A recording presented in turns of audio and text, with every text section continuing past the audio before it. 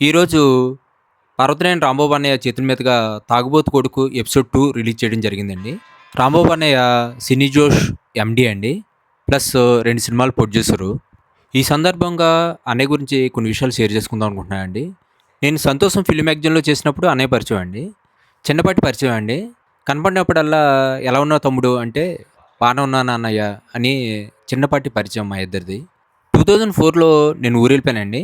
2006 వరకు నేను maximum try చేశా హైదరాబాద్ వద్దామని. ఎక్కడ కూడా దారి దొరకలేదు. యాక్చువల్‌గా 2006లో నేను కెమెరా కొందామని మళ్ళీ హైదరాబాద్ వచ్చానమాట అండి. వచ్చిన తర్వాత ఒకసారి అన్నయ్యని కలుద్దాం, రాంబాబు అన్నయ్యని కలిసి వెళ్ళిపోదాం అని చెప్పేసి మామూలుగా కలవడానికి వచ్చానమాట అండి. రాంబాబు అన్నయ్యకి ఫోన్ చేశానండి.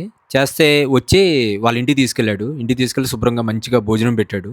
పెట్టిన తర్వాత "ఏం చేస్తున్నావు తమ్ముడు" అంటే "అన్నయ్య ఇలాగా హైదరాబాద్ వద్దాం అనుకుంటున్నాను కుదరట్లేదు." అంటే "ఇన్నాళ్ళు ఏం చేసావు? నేను ఉన్నాను కదా!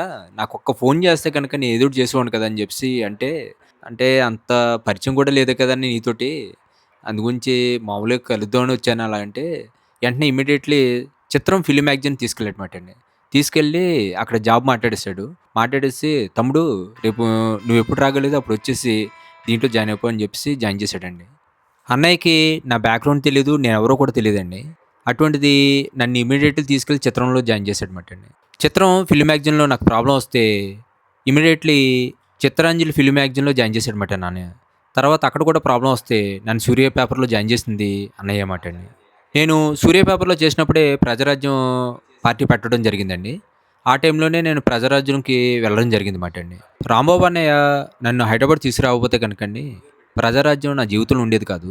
'ప్రజారాజ్యం' పార్టీ నా జీవితంలో లేకపోతే గనుకండి నేను ఉండేవాడిని కాదు ఇప్పటిదాకా మార్కెట్‌లో. ఈరోజు మార్కెట్‌లో నాకింకా స్టార్డమ్ ఉందంటే కనుకండి 'ప్రజారాజ్యం' పార్టీ. 2012 నుంచి 2019 వరకు ఒక ₹1,00,00,000 వరకు పోయిందన్నమాట అండి బెట్టింగ్స్‌లో. చాలా క్రిటికల్ ప్రాబ్లమ్స్ ఇంకేంటంటే జీరోకొచ్చేసాను. జీరోకొచ్చిన తర్వాత కూడా నేనింకా నిలబడ్డానంటే అండి 'ప్రజారాజ్యం' పార్టీ, పర్వతనేని రాంబాబు అన్నయ్య అండి. రాంబాబు అన్నయ్య లాంటి గొప్ప వ్యక్తి నాకు దొరకటం నిజంగా నా అదృష్టం అండి.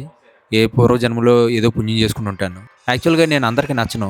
రాంబాబు అన్నయ్య లాంటి గొప్ప వ్యక్తిత్వం కలిగిన గొప్ప వ్యక్తులు, చాలా అద్భుతమైన వ్యక్తులు ఓ 30 మంది ఉన్నారండి నాకు నా జీవితంలోని. యాక్చువల్‌గా నేను అందరికి నచ్చను.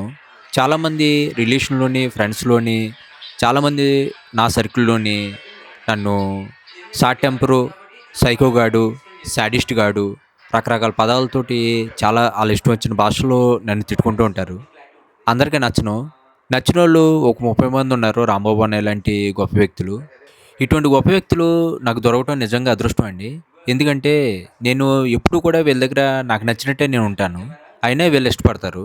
ఇటువంటి గొప్ప వ్యక్తులు దొరకటం నిజంగా అదృష్టమే కదండీ! నేను ఈ భూమి మీద ఉన్నంత వరకు నీకు రుణపడి ఉంటానన్నయ్య. థాంక్ యూ అన్నయ్య రాంబాబు అన్నయ్య. నిన్ను ఎప్పటికీ మర్చిపోలేను.